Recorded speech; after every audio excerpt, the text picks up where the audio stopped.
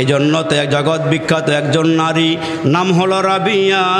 ওই রাবিয়া যেদিন দুনিয়ার থেকে বিদায় হবে, বিদায় হওয়ার আগে বড় বুজুর্গ হাসান বসুরিকে ডাক দিয়া বলি, ওগো হাসান বসুরি, আমি আপনার একজন শ্রোতা, আমি আপনার বয়ান শুনি, তবে আপনার কাছে আমার একটা জিজ্ঞাসা, আপনি আমার টেনশনটা একটু দূর করিয়া দেন, আমার চিন্তাটা একটু দূর করিয়া দেন। কয় কি চিন্তা? কয় যেদিন দুনিয়া থেকে বিদায় হয়ে যাব, আমি ঈমান নিয়ে কবরে যাইতে পারবো কি পারবো না? আপনি যেহেতু বড় বুজুর্গ আল্লাহওয়ালা মানুষ, আপনি একটু চিন্তাটা দূর করিয়া দেন, আমি ঈমান নিয়ে কবরে যাইতে পারবো নি। আল্লাহর ওলি হযরতে হাসান বসরি ডাক দিয়া কয়, রাবিয়ারি, আমি কেমনে বলবো তুমি ঈমান নিয়ে কবরে যাইতে পারবা কি পারবা না? বিশ্ব নবী রহমতের নবী দুইটা হাত উপরের দিকে বাড়াইয়া এক হাতের আঙ্গুলগুলো আরেক হাতের আঙ্গুলের ভিতরে ঢুকাইয়া ডাক দিয়া কয়, সাহাবীরা দেখো, যখন মুর্দা ব্যক্তিকে কবরে শোয়াইয়া দেওয়া হয়, এই বান্দার চোখের দৃষ্টি যত দূর যায় তত দূর পর্যন্ত কবরের দুইটা পার চলিয়া যায়। কবরের দুইটা পার চোখের দৃষ্টির শেষ সীমানা পর্যন্ত চলিয়া যায়। ওইখান থেকে ফুল স্পিরিটে যখন আসতে শুরু করে আমার নবী ডাক দিয়া কবরের দুইটা পার ফুল স্পিরিটে আসতেছে। দুইটা কবরের পার আসতে আমার নবী ডাক দিয়া কয়, সাহাবীরা রে, এক হাতের আঙ্গুল গুরু আরেক হাতের আঙ্গুলের ভিতরে যেমনে ঢুকিয়া যায়, এ আমার মুসলমান বাবাজিরা রে, কয় এক হাতের আঙ্গুল যেমন আরেক হাতের আঙ্গুলের ভিতরে ঢুকিয়া যায়, কয় কবরের দুইটা পার ওই বান্দাকে এমন করে আঘাত করতে থাকি, কয় কবরের পার দুইটা একত্রিত হইয়া বান্দারে মিশাইয়া ফেলে। কয় এক পাশের পাজরের হাড়গুলো আরেক পাশের পাজরের ভিতরে যখন ঢুকিয়া যায়, কয় হাড়গুলো টুকরা টুকরা হইয়া যায়, চূর্ণ বিচূর্ণ হয়ে যায়, কটমট কটমট আওয়াজ শুরু হয়ে যায়। এই জন্য আমার নবী ডাক দিয়া বলেন, কবর হফরাতুম মিন হুফারিন নার, কয় কবরটা কাহারও জন্যে জাহান্নামের গর্ত হয়ে যায়, রওজাতুম মিন রিয়াজিল জান্নাহ, আবার এই কবরটা কাহারও জন্য জান্নাতের বাগান হয়ে যায়। চিৎকার দিয়ে বলেন আল্লাহু আকবার। এজন্য মুসলমান ভাইরা, চারটা ঘাটির মধ্যে একটা ঘাটি হইল মরণ। কয় যার জীবন যেমন চালাইবা তার মরণটা তেমন হবে। কয় কেউ হাসতে হাসতে কবরে যায়, আনতাল্লাযী ওয়ালাদাতকা উম্মুকা বাকিয়ান ওয়ান্নাসু হাকুনা মাসরুরা ফাজহাদ লিনাফসিকা ইয ইয়াকুনা বাকিয়ান ফাজহাদ লিনাফসিকা ইয ইয়াকুনা বাকিয়ান ফি ইয়াউমি মাউতিকা দাহিকা ওয়া মাসরুরা। ভালো করে শোনেন, প্রথম যেদিন তুমি এসেছিলে ভাবে কেঁদেছিলে তুমি একা, হেসেছিল সবই, এমন জীবন কর হে গঠন, মরিলেও হাসিবে তুমি, কাঁদিবে ভুবন। যখন আল্লাহওয়ালা মানুষগুলো দুনিয়ার থেকে বিদায় হয়ে যায়, ওই লোকগুলো যেখানে সেজদা দিয়েছিল ওই জায়গাগুলো কাঁদে। কয় যেই জায়গা দিয়া তার আমলগুলো উপরের দিকে গেছে ওই জায়গাগুলো তার জন্য কাঁদি। বাংলার জমিন থেকে কিছু উজ্জ্বল নক্ষত্র বিদায় হয়ে গেছে, যেমন মুসলমান বাইরে চরমনার হুজুর ফজলুল করিম রহমাতুল্লাহ আলাই, ইসহাক রহমাতুল্লাহ আলাই, উজানের কারি সাহেব রহমাতুল্লাহ আলাই, ওই যে হাবিবজি হুজুর রহমাতুল্লাহ আলাই, মুফতি আমিনী রহমাতুল্লাহ আলাই, শাইখুল হাদিস আল্লামা আজিজুল হক রহমাতুল্লাহ আলাই। কয় যারা বড় বড় বুজুর্গ দুনিয়ার থেকে বিদায় হয়ে গেছে, দেখবেন আকাশটা মেঘাচ্ছন্ন হয়ে গেছে। কয় তারা দুনিয়ার থেকে বিদায় হয়ে গেলে আসমানও কাঁদে, জমিনও কাঁদে, ওই জায়গাগুলোও কাঁদে। কয় যেই জায়গার মধ্যে বান্দা জীবদ্দশায় মাওলাকে সেজদা দিয়েছিল। এই জন্য মুরব্বীরা কয় এমন জীবন করো হে গঠন, মরিলেও হাসিবে তুমি কাঁদিবে ভুবন। এই জন্য যার চলনটা সুন্দর হবে তার মরণ সুন্দর হবে। ওই আসমানের মালিক, জমিনের মালিক, কুল কায়নাতের মালিক আল্লাহ ডেকে ডেকে বলেন, বান্দা তোমার আমি যা নিষেধ করেছি তা করিও না, বান্দা যা করার জন্য আদেশ করেছি আমি তা করো। তোমাদেরকে 5 ওয়াক্ত নামাজের হুকুম দিলাম, যত সময় 5 ওয়াক্ত নামাজ আদায় করো। এরে বান্দা রমজান মাসের রোজাগুলো রাখো, যাকাত ফরজ হলে যাকাত দিও, বান্দা হজ ফরজ হইলে হজ করিও, হালালকে হালাল জানিও, হারামকে হারাম জানিয়া চলাফেরা করবা। জমিনে এমন করে চলাফেরা করবা, জমিনের মধ্যে নম্র হইয়া ভদ্র হইয়া চলাফেরা করবা, জমিন যেন তোমার জন্য মাওলার দরবারে দোয়া করি। আর ওই মানুষের জন্য জমিন ডেকে ডেকে বলে, আল্লাহ এই নাফরমানের গুনাহ আমি আর সহ্য করতে পারি না। আল্লাহ রে, গুনাহ করতে করতে মাওলা সে আসমান বরাবর করে ফেলেছে, আল্লাহ জমিন বরাবর করে ফেলেছে, আমার একটু হুকুম দাও আমি 2টা বাঘ হয়ে যাই, তারে ভালো করে ধরি, আমি তারে ডাবাইয়া দিই, তারে শেষ করে দিই। আমার আল্লাহ ডেকে ডেকে বলে, জমিন তারে এখন ধরার দরকার নাই, সে হচ্ছে আমার পেয়ারা নবীর উম্মত। আমার নবী শেষ মুহূর্তে ইন্তেকালের আগে জমিনের মধ্যে বিছানার মধ্যে শুয়া শুয়া কাঁদে আর বলে, আল্লাহ আমি যেই কয়দিন দুনিয়াতে ছিলাম উম্মতের জন্য আমি কোনোদিন পেটটা ভরিয়া খানাও খাই নাই, যে উম্মতের জন্য আমি রাতের বেলা ভালো করে ঘুমায়ও নাই। আম্মা জান আয়েশা সিদ্দিকা বলেন, যখন রসুল আমার ঘরে আসছি, আমার যখন শেষ রাতে ঘুম ভাঙ্গা গেছে, আমি তাকাইয়া দেখি বিশ্ব নবী আসমানের দিকে তাকাইয়া আছে, নবীজির 2টা চোখের কিনারায় পানি জমে আছে। মাঝে মাঝে আবার নবীরে জিজ্ঞেস করি, আল্লাহ নবী আমার বয়স অল্প, আমি কি আপনাকে দুঃখ দেই নাকি আপনার মনে কষ্ট দেই নাকি? কয় কেন গো আয়েশা, কি হয়েছে বলো? আয়েশা ডাক দিয়া কয়, নবীজি যখনই আমার ঘরে আসেন তাকাইয়া দেখি আপনি ঘুমান লাগলো নবীজি, আসমানের দিকে তাকাইয়া তাকের চোখের কোলায় পানি। ওগো নবী আপনি কি আমার ব্যবহারে কি অসন্তুষ্ট নাকি? আপনি আমার ব্যবহারে কোনোদিন কষ্ট পাইছিল নাকি? আমার নবী ডাক দিয়ে আয়েশা রে, তোমার ব্যবহারে আমি খুশি, তুমি আমারে মনে কোনো কষ্ট দেও নাই।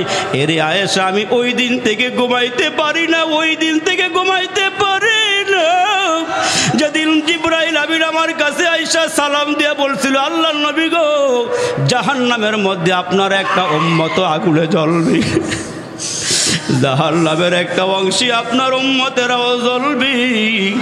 জাহান্নাম এত বড় কঠিন জায়গা রে মুসলমান,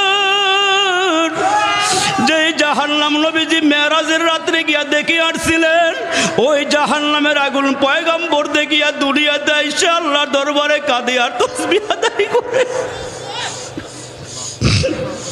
নবীজি দুনিয়ার জমিনে আইসাকে আল্লাহুম্মা আজিরনি মিনান নার, আল্লাহুম্মা আজিরনি মিনান নার, আল্লাহ আপনি আমাকে জাহান্নামের আগুন থেকে বাঁচান, আল্লাহ আপনি আমাকে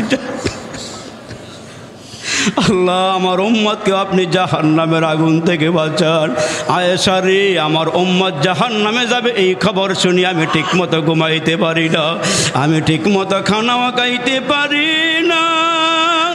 এ মুসলমান বন্ধু, আমার রসুল ডাক দিয়া বলেন, আনা আখিজুন বিহুজাজিকুম আনিন নার, আমি যখন দেখি আমি যখন দেখি আমার উম্মতেরা গুনাহ করতে করতে জাহান্নামের কিনারায় গিয়ে হাজির হয়ে গেছি, আমি 2টা হাত বাড়ায়া বাড়ায়া ডাক দিয়া কে উম্মত, আমি পয়গম্বর তোমারে যেমন মায়া করি, তোমার মা তোমারে এত মায়া করবে না, তোমার আব্বা তোমারে এত মায়া করবে না।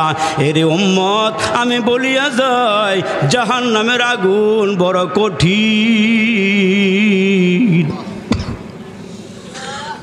ওই জাহান্নামের আগুনের একটা অংশ আরেকটা অংশ থেকে পানা চায় আল্লাহর দরবারে। ওই জাহান্নামের একটা অংশ আরেকটা অংশকে খেয়ে ফেলতে চায়।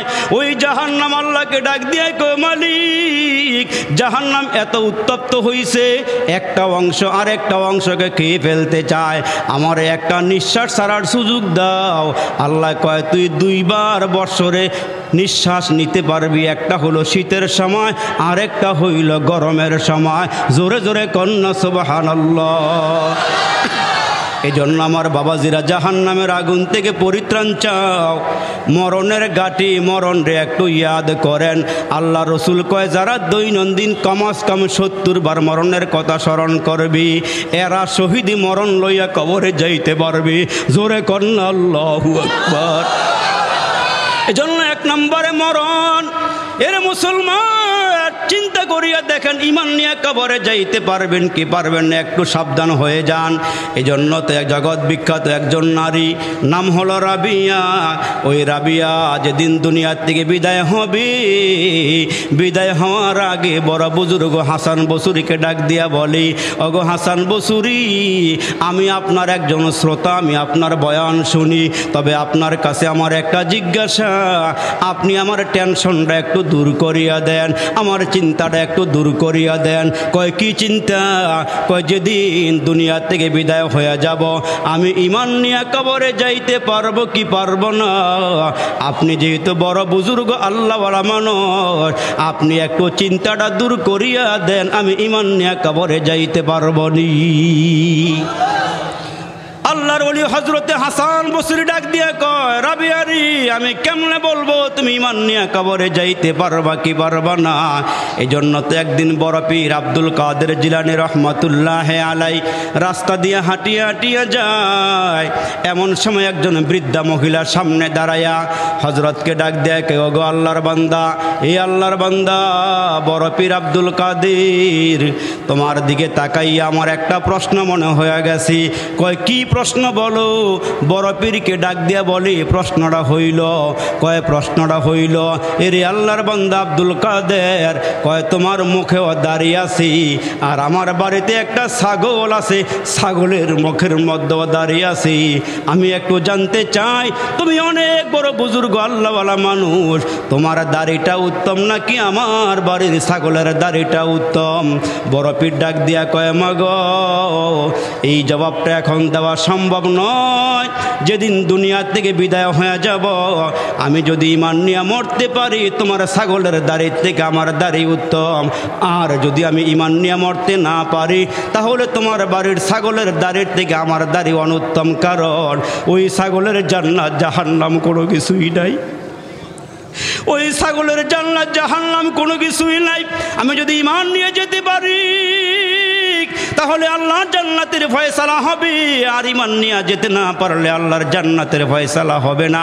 এরে আল্লাহর বান্দি, আমি বলতে পারবো না তোমার ঘরের ছাগলের দাড়ি উত্তম না আমার দাড়ি উত্তম। এরা গভীর রাত্রে উঠা উঠা দোয়া করছে, আল্লাহ, এ মালিক, মরণ দিবা, আল্লাহ মদিনাতে মরণ দিও, আল্লাহ রওজার কিনারায় যেন আমার কবর হয়। আল্লাহর নবীর রওজার মধ্যে আল্লাহর পক্ষ থেকে রহমত নাজিল হইলি, পাশাপাশি থাকলে আমিও কিছু রহমত আল্লাহর নবীর পক্ষ থেকে পেয়ে যাব। এই জন্য 1 নম্বর মরণ, মরণের ঘাটি, মরণ যার সুন্দর হবে কবর তার সুন্দর হবে। আর 2 নম্বরে কবরের ঘাটি, ওই কবরের মধ্যে ধনী নাই গরিব নাই, কবরের মধ্যে 3টা প্রশ্ন করা হবে। ওই 3টা প্রশ্নের জবাব দেওয়া সম্ভব হবে কি হবে না? একটু মুসলমান চিন্তা করেন, আল্লাহ পাক প্রশ্ন ফাঁস করে দিয়েছেন, বান্দা ভালো করলে জবাব দিতে পারবা, আর ভালো না করলে জবাব দিতে পারবা না। এখন আপনি হিসাব মিলাইয়া যান, ভালো কর্ম করবেন না খারাপ কর্ম করবেন? আল্লাহ বলেন, বান্দা আমি তোমার জিহ্বার দিকে তাকায়া থাকি, তোমার জবান দিয়া যা বের হয়, মা ইয়ালফিজু মিন কাউলিন ইল্লা লাদাইহি রাকিবুন আতীদ, জবান দিয়া যা বের করো সঙ্গে সঙ্গে ফেরেশতারা লেখা নেয়। ভালো বললেও লিখি, খারাপ বললেও লিখি। কিরামান কাতিবিন, ফেরেশতা 2 জন মানুষের সঙ্গে থাকে সদা সর্বক্ষণ। পাপপূর্ণ ভালো মন্দ যা করে বান্দা সব কিছু লিখে রাখে আমল নামায়, সব কিছু লিখে রাখে আমল নামায়। কিরামান কাতিবিনা ইয়ালামুনা মা তাফআলুন। বান্দা ফেরেশতারা সব লিখেন, সব লিখেন, ভালো বললেও লিখে, মন্দ বললেও লিখে। এই জন্য হযরত আবু বকর সিদ্দিক মাঝে মাঝে জিহবা দরিয়া দরিয়া টানতো আর বলতো, জিহবারি তোর কারণে মানুষ নেককার হয়ে যায়, তোর কারণে মানুষ বদকার হয়ে যায়, তোর কারণে মানুষ ভালো হয়ে যায়, তোর কারণে মানুষ অলি হয়ে যায়, তোর কারণে মানুষ খারাপ হয়ে যায়। মাঝে মাঝে হযরত আবু বকর সিদ্দিক কাঁদে আর বলে, আল্লাহ তুমি যদি আমার একটা হাইওয়ান জানোয়ার বানাইতা তাহলে আমার কোনো টেনশন ছিল না। আমি যদি দুনিয়াতে কোনো আমার সহকর্মী কোনো জানোয়ার হাইওয়ানকে গুতা দিয়া তাকে হাসরের ময়দানে আমারে আল্লাহ দুর্বল বানাইয়া ওইটারে সবল বানাইয়া একটা গুতা দেওয়াইয়া সমান করে মাটির সাথে আমারে মিশাইয়া দিবি, অথচ আমারে মানুষ বানাইছ। আল্লাহ যদি হিসাব মিলে কবরে যাইতে পারি আর যদি জান্নাতের সার্টিফিকেট হাতে পাই তাইলে আমি ভালো মানুষ, আর যদি জাহান্নামের সার্টিফিকেট হাতে এসে যায় আমার চেয়ে খারাপ মানুষ আল্লাহর জমিনে আর একজনও নাই। এরা প্রায় সময় হিসাব মিলাইতো রাতের অন্ধকারে, আল্লাহ দুনিয়াতে বড় আদর করে সোহাগ দিয়া মায়া দিয়া পাঠাইলা, কিন্তু আল্লাহ রে আমি কি করতে পারলাম। অথচ তাকায়া দেখেন আবু বকর সিদ্দিকের আমলের কথা বলতে গিয়ে আল্লাহ রসুল বলেন, হযরত ওমরের নেক আমল আসমানের তারকা বরাবর, আবু বকর সিদ্দিকের নেকের আমলের কোনো বরাবর নাই, বরাবর নাই। আবু বকর সিদ্দিককে আল্লাহ হাসরের কঠিন ময়দানে ডাক দিয়ে বলে, আবু বকর দুনিয়াতে আমার নবী সমস্ত সাহাবীদের ঋণ পরিশোধ করতে পেরেছে, আর তুমি আমার নবীর জন্য যা করেছো ঋণ পরিশোধ করতে পারে নাই, ওই বদলাটা হাসরের ময়দানে আমি আমার কুদরতি হাত দিয়া তোমারে দিয়া জান্নাতের ফয়সালা করবো। সুবহানাল্লাহ, জোরে বল। এত কিছু করার পরও আবু বকর সিদ্দিক কাঁদে, হাউমাউ করে কাঁদে। আল্লাহু আকবার। এ আমার মুসলমান ভাইরা, এই জন্য আল্লাহ বলেন, ওয়াসারিউ ইলা মাগফিরাতিম মির রাব্বিকুম, আমার মাগফিরাতের দিকে দৌড়াও। আমি আল্লাহ ক্ষমা দেওয়ার জন্য 24টা ঘন্টা তোমার দিকে তাকায়া থাকি। তুমি মাপ চাইতে দেরি হয়, আমি আল্লাহ তোমাকে ক্ষমা করতে দেরি করি না। কিন্তু আমরা নামাজ পড়ি আর না পড়ি, আল্লাহরে ডাকি আর না ডাকি, চাবার জোরে আমরা মাঝে মাঝে বলি, হুজুর নামাজ পড়ি আর না পড়ি, বুকে থাপ্পড় দিয়ে বলে, হুজুর নামাজ পড়ি আর না পড়ি আমার ঈমান শক্ত আছে। এই মানুষ দুনিয়াতে নাই মনে হয়, নাই, নামাজের ধার ধারেও না, অথচ বুকে থাপ্পড় দিয়ে হুজুর নামাজ পড়ি আর না পড়ি ঈমান শক্ত আছে। এই জন্য আল্লাহ বলেন হাসরের কঠিন ময়দানে দল হবে দুইটা, ফারিকুন ফিল জান্নাতি ওয়া ফারিকুন ফিস সাঈর। একটা দল হবে জান্নাতি, আরেকটা দল হবে জাহান্নামী। আসহাবুল ইয়ামিন মা আসহাবুল ইয়ামিন ওয়া আসহাবুশ শিমালি মা আসহাবুশ শিমাল।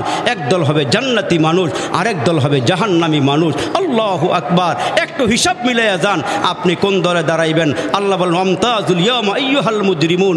হাসরের ময়দানে নেককার এবং বদকার আলাদা হয়ে যাবে। ওই দিন আল্লাহ সুবহানাহু ওয়া তাআলাকে যারা দুনিয়াতে মহব্বত করেছে, যারা আল্লাহকে ভালোবেসেছে, আল্লাহ বলেন আমার নেক নজরে এরা থাকবে। আর এরা নেক নজরে থাকলে পরে এরাই আল্লাহ পাকের জান্নাতের নিয়ামত ভোগ করবে। এই জন্য আল্লাহ বলেন, আমি যেমন বড় আমার জান্নাতও তেমন বড়। আমি আবু লাহাবের জন্য জান্নাত বানাইছি, আবু জাহেলের জন্য জান্নাত বানাইছি, উতবা সাইবা নমরুদ কারুন হামান যত কাফের বেদিন আছে সবার নামে জান্নাত বরাদ্দ আছে। অথচ আল্লাহ পাক ডাক দিয়ে বলেন, সবাই কিন্তু আমার নিকট থেকে জান্নাত নিতে পারবে না, সবাই জান্নাত পাবেও না। জান্নাত কারা পাবে? কয় জান্নাত তারাই পাবে। কয় লা ইলাহা ইল্লাল্লাহর সার্টিফিকেটটা যার কাছে থাকবে সেই জান্নাতে যাবে। জোরে কোন সুবহানাল্লাহ। সে জান্নাতে যাবে যার কাছে এই কালিমার সার্টিফিকেট থাকবে, লা ইলাহা ইল্লাল্লাহ মুহাম্মাদুর রাসূলুল্লাহি সাল্লাল্লাহু আলাইহি ওয়াসাল্লাম। এই জন্য এই কালিমাওয়ালা মানুষের দাম কত জানেন? এই কালিমাওয়ালা মানুষের কথাটা বলে ইনশাল্লাহ আমি আমার আলোচনা শেষ করে দিব। যেদিন আপনার আমার সামনে মালাকুল মউত দাঁড়াবে, একটু খেয়াল করে শোনেন, যেদিন আপনার আমার সামনে মালাকুল মউত দাঁড়াবে, প্রথম ঢুকবে মুখ দিয়ে, এখান দিয়ে রুহুটা বের করতে চাবে, তখন মুখটা বলবে, জবানটা বলবে, এ মালাকুল মউত এই দিক দিয়ে আসিও না, এই দিক দিয়ে রুহুটা বের করিও না। তখন বলবে মালাকুল মউত কেন এখান দিয়ে আসবো না? এই বান্দাটা মাহফিলে আইসা মসজিদে গিয়ে দোকানে বইসা রাস্তাঘাটে চলতে গিয়া আল্লাহর তসবিহগুলো আদায় করেছে। আর একটু জোরে বলেন না সুবহানাল্লাহ। বান্দা জবান দিয়ে সুবহানাল্লাহ বলেছে, আলহামদুলিল্লাহ বলেছে, আল্লাহু আকবার বলেছে, কোরআন তেলাওয়াত করেছে, ভালো ভালো কথা বলেছে, এইখান দিয়ে আইসো না। মালাকুল মউত থমকে দাঁড়িয়ে গিয়ে বলবে কোন দিক দিয়ে যাব? তখন কানের কাছে আসবে, এইখান দিয়ে রুহুটা বের করতে চাবে, তখন কান ডেকে ডেকে বলবে এইখান দিয়ে আইসো না। কারণটা কি জানো?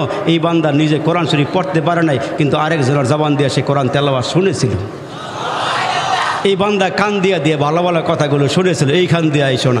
মালাকুল মউত দাঁড়ায় বলবে কোন দিক দিয়ে যাব? তখন মালাকুল মউত আসবে চোখের দিক দিয়া রুহুটা বের করার জন্য, দুইটা চোখের সামনে আসলে পরে চোখ বলবে এইখান দিয়ে আইসো না। কয় কেন এইখান দিয়ে আসুন না? বান্দা এই চোখ দিয়া দেখা কোরআন তেলাওয়াত করছিল, কোরআন শরীফ পড়ছিল, এইখান দিয়ে আইসো না। যত ভালো কাজ করছেন ওই ভালো কাজের অজুহাত দিয়ে দিয়ে চোখ বলবে এইখান দিয়ে আসিও না। অবশেষে পায়ের দিক দিয়ে যাবে, পায়ের দিক দিয়ে যখন রুহুটা বের করতে চাবে পাও বলবে এই বেটার কাছে এইখান দিয়ে আইসো না, মালাকুল মউত এই পায়ের দিক দিয়ে আইসো না। কয় কেন? কয় এই বান্দানা হাইটা এটা ওয়াজে আসছে, এই বান্দানা হাইটা এটা ভালো কাজ করছে, মসজিদে গেছে, দাওয়াত তবলিগে সময় লাগাইছে, আল্লাহওয়ালাদের সহবতে গিয়েছে, এইখান দিয়ে আইসো না। তখন মালাকুল মউত আল্লাহর সামনে বলবে আল্লাহ এই বেটার চতুর্দিক দিয়ে রুহু বের করতে না করে কি করুম এখন বলো? তখন আল্লাহ বলবেন মালাকুল মউত রে, দুররাতুস সালিহিন কিতাবের ভিতরে লিখেন যে ওই মুহূর্তে আল্লাহ বলবেন মালাকুল মউত তোমার হাতের তালুর মধ্যে লা ইলাহা ইল্লাল্লাহ মুহাম্মাদুর রাসূলুল্লাহ সাল্লাল্লাহু আলাইহি ওয়াসাল্লাম একটু লেখা তার সামনে তুলে ধরো। এই বান্দা কালিমার পাগল, কালিমারে মোহাব্বত করে, কালিমা জবান দিয়ে বারবার উচ্চারণ করে, বারবার উচ্চারণ করে, এই বান্দার সামনে তুলিয়া ধরো। যখন কালিমাটা লেখা তার সামনে ধরবে তখন রুহুটা বের হওয়ার জন্য ছটপট ছটপট করবে। তখন আল্লাহ বলবেন একটা সুন্দর ডাক হবে, ইয়া আইয়াতুহান নাফসুল মুতমাইন্না, এই সফল নফস, মুতমাইন নফস তোমার এখন বের হওয়ার সময় হয়েছে। তবে তোমার পুরস্কারটা তোমার একটু দেখা দেয়, ইন্নাল্লাযীনা ক্বালু রাব্বুনাল্লাহ সুম্মা ইসতাকামু তাতানাজ্জালু আলাইহিমুল মালাইকা আল্লা তাখাফু ওয়া লা তাহজানু ওয়া আবশিরু বিল জান্নাহ। যারা আমাকে ভয় করেছো তোমার কোনো চিন্তা নাই, তোমার কোনো পেরেশানি নাই, আমার একটা অঙ্গীকার ছিল, আমার একটা ঘোষণা ছিল, তোমার আমি জান্নাত দেবো, একটা ওয়াদা করেছিলাম। এখন জান্নাতের দিকে তাকাও, রুহুটা বের হতে দেরি হবে, এইখানে আসতে দেরি হবে না। তখন বান্দা তাকায়া দেখবে ১৫০০ বছর আগে আমার নবী বলেছিল মা লা আইনুন রাআত ওয়ালা উযনুন সামিআত ওয়ালা খাতারা আলা কলবি বাশার। এই উম্মতেরা শোন, এমন জান্নাত আল্লাহ বানাইছে যা চোখে দেখো নাই, কানে শোনো নাই, অন্তরে কল্পনাও করা নাই। এই জন্য আমাদের একজন বুজুর্গ আল্লামা ইয়াকুব নানতবী রহমতুল্লাহ আলাই বড় সাদা দিলের মানুষ ছিল, সহি মানুষ ছিল। গভীর রাত্রে উঠা শেষ রাতে তাহাজ্জুদ করে দোয়া করতেছে, আল্লাহ আমাকে ৩ লাখ টাকার মালিক বানাও, আল্লাহ ৩ লাখ টাকা আমার পকেটে ঢুকায় দাও, আল্লাহ 3 লাখ টাকার মালিক আবারে বাড়ায় দাও। দোয়া করতেছে, দোয়া করতে করতে করতে করতে হয়রান পেরেশান হইয়া দোয়া বন্ধ করছে, মুনাজাত বন্ধ কইরা ওই যে নামাজের মুসল্লা হেলান দিয়ে শুয়ে পড়ছে, ঘুম এসে গেছে। ঘুমের ঘরে স্বপ্ন দেখতেছে বিশাল এক ময়দান, বিশাল এক ময়দানে সুন্দর সুন্দর ঘর, সুন্দর সুন্দর বিল্ডিং বানাইয়া সাজায় সাজায় রেখে দিয়েছেন। তো ঘুমের ঘরে হযরত স্বপ্নে দেখতেছে, স্বপ্নে দেখে একটা ইট স্বর্ণের, একটা ইট রূপার এবং লেখা নিম প্লেটের লেখা, নাম লেখা দেখা যাইতেছে। তো আল্লামা ইয়াকুব নানতবী রহমতুল্লাহ আলাই তাকায় দেখতেছেন যে একটা জান্নাতের গেইটে হুজুরের নামও লেখা দেখা যাইতেছে। আর একটু জোরে বলেন না সুবহানাল্লাহ। জান্নাতের গেইটে নাম লেখা। আরে বুজুর্গদের স্বপ্ন ওহির 46 ভাগের 1 ভাগ, জোরে সুবহানাল্লাহ আওয়াজ দিয়ে বলেন না। নবুয়াতের 46 ভাগের 1 ভাগ, নবুয়াতের 46 ভাগের 1 ভাগ হলো আল্লাহওয়ালাদের স্বপ্ন। সুবহানাল্লাহ সুবহানাল্লাহ। উনি দেখতেছে, দেখে বলে ভাই এটা কার নামে? কয় ইয়াকুব নানতবীর নামে। কয় একটা চাবিটা দেও না, ভিতরে ঢুকি। কয় না এখন ঢুকার ক্ষমতা নেই। আপনার কি মরণ হয়েছে? কয় না আমার তো মরণ হয় নাই। কয় তাইলে এই জান্নাত আপনাকে দেওয়া যাইব না। কয় একটু ঘুরাই ঘুরাই দেখাইবানি? কয় হ্যাঁ দেখানো যায়। তখন দেখে 3টা কর্নারে গিয়ে দেখে বিল্ডিং বড় সুন্দর, একটা জায়গাতে গিয়ে দেখে জায়গাটা অন্ধকার, জায়গাটা অন্ধকার, মেঘাচ্ছন্ন হয়ে আছে, অন্ধকার হয়ে আছে। ইয়াকুব নানতবী স্বপ্নের ভিতরেই বলে ভাই এই জায়গাটা অন্ধকার কেন? যারা দেখাইতেছে ঘুরাই ঘুরায় বলে হযরত এইখানে একটা টাইলস লাগানো ছিল, এই টাইলসটা খুইলা নিচে পড়ে গেছে, এই জন্য জায়গাটা অন্ধকার হয়ে গেছে। কয় টাইলস খুললো কেন? কয় এক একটা টাইলসের দাম 3 লাখ টাকা। আর একটু জোরে কর না সুবহানাল্লাহ। কয় এক একটা টাইলসের দাম 3 লাখ টাকা। দুনিয়া নেবেন না আখিরাত নেবেন বলেন? দুনিয়া না আখেরাত নেবেন বলেন। তো হজরত ঘুমের ঘরে বলতেছে আমার দুনিয়া দরকার নাই। ইস দুনিয়া কে দোস্তি মিসলে কাগজ ফুল হ্যায়, ইস দুনিয়া কে দোস্তি মিসলে कागज फूल है, देखने में खुशनुमा है वो मगर कुछ भी नहीं, जगह जी लगाने के दुनिया नहीं है, ये इबरत की जा है तमाशा नहीं है, जागना है जाग ले अफलाक की साया तली, हशर तक सोना पड़ेगा खाक की साया तली।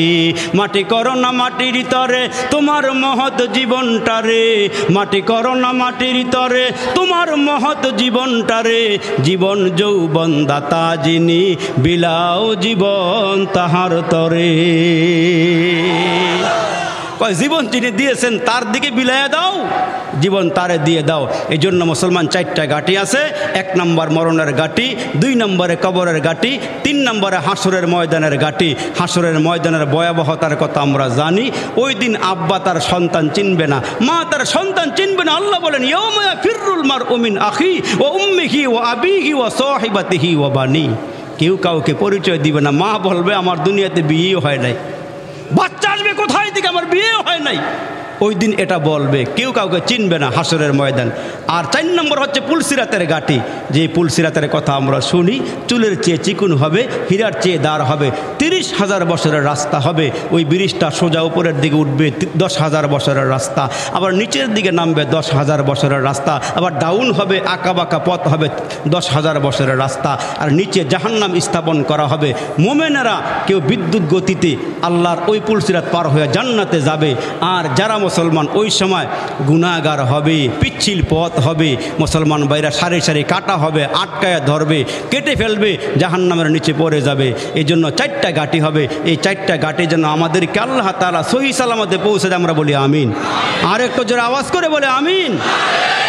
এই যে আপনাদের এখানে একটা ফাউন্ডেশন, এই ফাউন্ডেশন মানব কল্যাণ ফাউন্ডেশন, এইখান থেকে অনেক সাহায্যের হাত বাড়ানো হয়। আমারে বলছে সাহায্যের হাত এরা বাড়ায়, বিভিন্ন গরিব দুঃখী অসহায় যারা আছে এই ফাউন্ডেশনের পক্ষ থেকে দান দক্ষিণ এরা করে। এই জন্য এই ফাউন্ডেশনে যিনারা দায়িত্বে আছেন এনারা বলেছেন যে যারা